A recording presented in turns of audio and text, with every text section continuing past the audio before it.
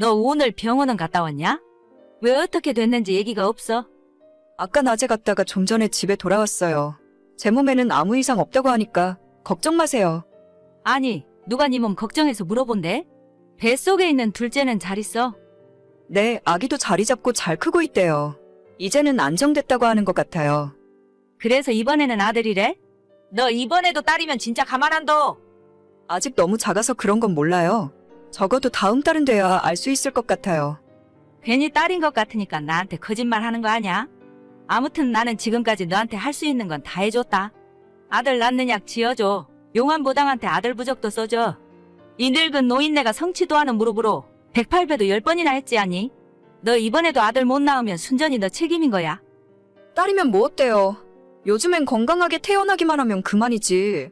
무조건대를 이어야 하는 시대도 아닌데 너무 아들만 고집하실 필요 없으세요. 너 무슨 귀신 신하라 까먹는 소리를 하고 자빠졌냐? 둘째도 손녀 낳는 꼴 보자고 이러고 있는 거 같냐? 내가 너 우리 집에서 못 쫓아낼 것 같니? 다른 것도 아니고 아들 하나만 낳아달라고 했는데 그게 어려워? 어머님 그만 좀 하세요. 스트레스 받아서 애한테 안 좋을 것 같아요. 제가 다음에 다시 연락드릴게요. 아이고, 누가 보면 3대 독자라도 낳아준 줄 알겠네. 남들 다 갖는 애 하나 가지고 이새는. 아무튼 내가 보내준 장어집은 남김없이 다 먹어야 된다. 몸속에 양기가 충만해야 아들이 들어서는 거야. 알겠어요, 어머님. 남편은 위로 누나만 둘 있는 집에 막둥이 아들입니다. 손이 귀한 집안의 장손으로 시어머님이 39 나이에 남편을 낳았다고 하더라고요. 그래서 그런지 제가 결혼하고 이 집에 들어왔을 때부터 아들 낳으라는 이야기를 귀에 피가 나게 들어왔습니다. 시아버님께서 제가 첫째 딸을 낳고 반년 만에 돌아가셨는데 그때도 시어머니는 너가 아들만 낳았으면 아버님이 몇 년은 더 사셨을 거라면서 저를 원망하셨죠. 진짜 그놈의 아들 소리 때문에 제가 노이로제가 걸릴 지경이었어요. 시어머니가 말씀하신 아들 낳는 부적이라거나 산속에 있는 절에 들어가서 108배를 했다는 말은 전부 사실입니다. 저희 어머님은 문자 그대로 아들에 미친 사람이에요.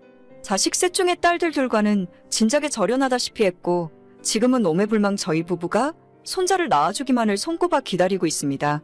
시댁 집안 형편이 옛날부터 어려웠기 때문에 큰 신우와 둘째 신우가 대학도 못 가고 돈을 벌어서 시부모님 생활비를 드렸다고 해요. 막내 아들만큼은 대학에 꼭 보내야 한다고 하셨기 때문에 저희 신우들이 대학 등록금도 보태주고 남편의 대학 시절 용돈까지 챙겨가며 공부를 시켰습니다. 그렇게 딸들이 집안의 대들보이자 기둥이었는데 시부모님들은 오직 아들뿐이었어요.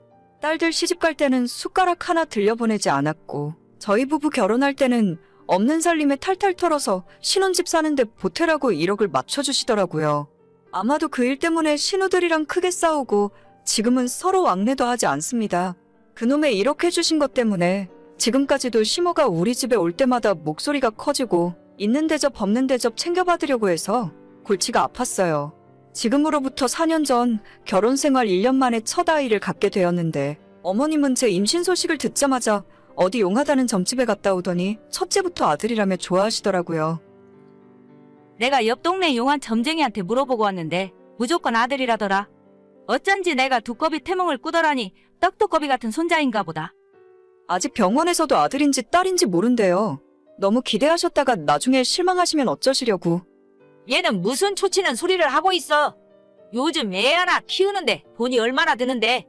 무조건 첫째는 아들이어야지. 옛날처럼 아들 낳을 때까지 줄줄이 낳다가는 집안 폭삭 말아먹는다. 저는 딸도 괜찮은데. 부정 타니까 그런 말은 입에 올리지도 말아라. 무조건 아들이야. 아들만 생각해. 결국 몇 달 뒤 검사에서 뱃속의 첫째는 딸이었고 엄청나게 실망한 시부모님들은 제가 출산일에 애를 낳을 때도 병원으로 찾아오지도 않았습니다. 아이 낳고 산후조리원 2주 들어갔다가 집에 돌아왔을 때도 저희 친정부모님만 오셔서 아이를 봐주셨고 시모는 한 달도 넘어서 겨우 와서 손녀딸을 보시고는 한 번 안아보지도 않고 그냥 돌아가시더라고요. 제가 아이를 안고 있는 모습을 한참 바라보기만 하다가 겨우 한마디 하신다는 말이 둘째는 무조건 아들 낳아야 한다는 소리뿐이었죠. 저는 정말 아들이건 딸이건 아무런 상관이 없었어요. 아니 솔직히 말해서 저한테는 아들보다 딸이 더 예쁘고 좋더라고요. 하지만 제 생각은 하나도 중요하지 않았고 어머님께서는 제가 첫째를 낳은 뒤 몇 달이 지났을 때부터 둘째는 아들을 보기 위한 노력을 하셨어요. 전국 팔도에 용하다는 한의원에 가서 정체모를 한약도 많이 지어서 가져오셨고 무당한테는 아들 낳는 부적도 써서 제 속옷에 넣고 다니라 하시더군요. 아직 첫째 낳고 몸도 다 풀리지 않았는데 하루가 멀다 하고 둘째 소식은 언제냐고 물어보셨어요. 그 당시에는 저도 참 미련하고 멍청했던 게 그냥 손자를 너무 보고 싶으셔서 그런가 보다 생각하고 어머님의 그런 행동을 심각하게 느끼지 않았습니다. 하지만 둘째마저 딸이라는 소식을 전해드리고 나서부터 그 뒤로 어머님은 제게 연락 한 번 하신 적이 없습니다. 마치 저를 집안에 없는 사람이라고 생각하시는 것처럼 투명인간 취급을 하시더라고요. 욕이라도 먹으면 차라리 속이 시원했을 텐데 뻔히 눈앞에 있는 사람을 무시하면서 사람 취급을 해주지 않으셨죠. 하지만 당시에 저는 그런 일을 당하면서도 한마디 변명도 못할 정도로 기가 죽어 있었습니다. 몇 년 동안 아들 낳으란 소리를 들으며 시모한테 세뇌를 당하다시피 했더니 제가 진짜 시댁에 큰 죄를 지은 사람처럼 느껴졌어요. 그렇게 첫째 딸, 둘째 딸을 키우며 집안에서 죄인으로 살던 어느 날 처음 보는 번호로부터 연락을 받게 되었습니다. 고자남 씨 와이프 되시나요? 네, 맞는데 누구시죠? 저 고자남 과장님, 회사 부하 직원이에요. 일단 이거 한번 봐주셔야 할 것 같은데. 이게 대체 뭐죠? 지난 부산 출장에 고 과장님이랑 같이 갔었는데 그때 저녁에 술을 마시고 사고가 있었어요. 그래서 지금 저보고 어쩌라는 거죠? 저 솔직히 말해서 과장님 사랑하고 있어요. 과장님한테 얘기를 듣자 하니 사모님이랑 거의 이혼하기 직전이라고 하던데 그냥 시간 질질 끌지 말고 빨리 나가시는 게 어때요? 너 그게 무슨 헛소리야? 누가 그딴 소리를 해? 내 남편이 그랬니? 그건 저 말고 과장님한테 직접 물어보세요. 아무튼 빨리 결정하셔야 할 것 같아요. 저도 배불러 오기 전에 결혼식 올리고 싶거든요. 내가 너 가만둘 줄 알아? 그런 이야기는 저 말고 남편분이랑 알아서 하세요. 그쪽에서 다 알아서 하신다고 했으니까요. 그 여자가 저보다 나이가 어리고 아이를 갖고 있다는 이유만으로 시모와 남편은 저보고 이혼해달라 하더라고요. 지금 살고 있는 저희 집을 위자료로 줄 테니까 남편과 상간녀를 고소하지도 말고 조용히 서류에 도장 찍어 달랍니다. 변호사를 찾아가서 물어봐도 이 상황에서 저와 아이들에게 가장 유리한 방법은 집을 받아내는 것 말곤 없더라고요. 마음 같아서는 끝까지 이혼해주지 말고 두 인간들을 괴롭히고 싶었지만 당장 두 아이들을 생각해서 집을 받아내고 이혼했습니다. 저는 순식간에 두 아이들을 책임져야 하는 워킹맘이 되어버렸고 그 집을 전세를 주고 친정으로 들어와서 살기 시작했어요. 두 딸들을 친정엄마에게 맡겨두고 회사에 복직해서 일을 시작했습니다. 그 사이에 벌써 시간은 2년 반이나 지나갔고 정신없이 살다 보니 힘든 것도 모르겠더라고요. 전 남편과 상간녀의 결혼 소식과 그 뱃속에 있던 아이가 아들이라는 소문이 제 귀에 들렸지만 신경도 쓰지 않았습니다. 끼리끼리 만나서 얼마나 행복하게 사나 두고 보자는 심산이었으니까요. 아니나 다를까 며칠 전에 야근을 마치고 집에 돌아가는 중에 전 남편에게서 연락이 왔습니다. 잘 지내고 있어? 우리 딸들은 아무 일 없이 건강하지? 3년 동안 연락 한 번 없다가 무슨 염치로 갑자기 애들을 찾아?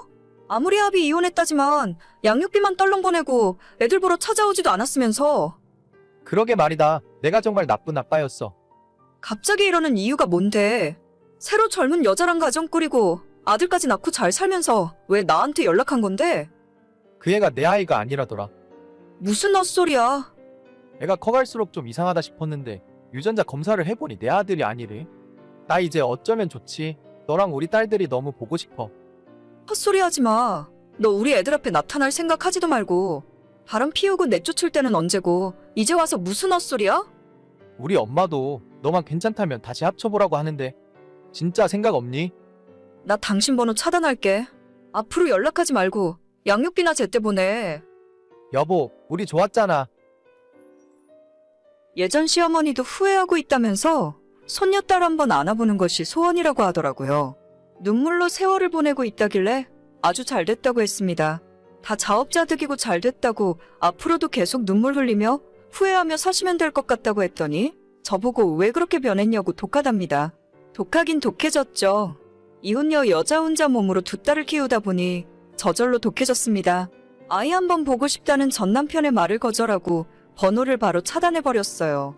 애들이 커가면서 아빠를 찾을 거라는데 지금까지 한 번도 아빠 그립단 소리라는 걸 들어본 적이 없네요. 전 남편이 찾아오지 못하는 먼 동네로 이사라도 가고 싶은 심정입니다. 후회에 눈물을 흘리며 살고 있을 못돼 처먹은 인간들에게 동정하는 마음도 들지 않네요. 그래서 그런지 몰라도 요즘 들어서 이상하게 항상 기분이 좋고 두 다리 쭉 뻗고 잘 수 있네요. 이 정도로는 부족하고 그 두모자가 지금보다 더 비참한 꼴이 되었으면 좋겠어요. 오늘의 사연은 여기까지입니다. 구독과 좋아요, 알림 설정 부탁드립니다. 다들 행복하시고 좋은 하루 되세요.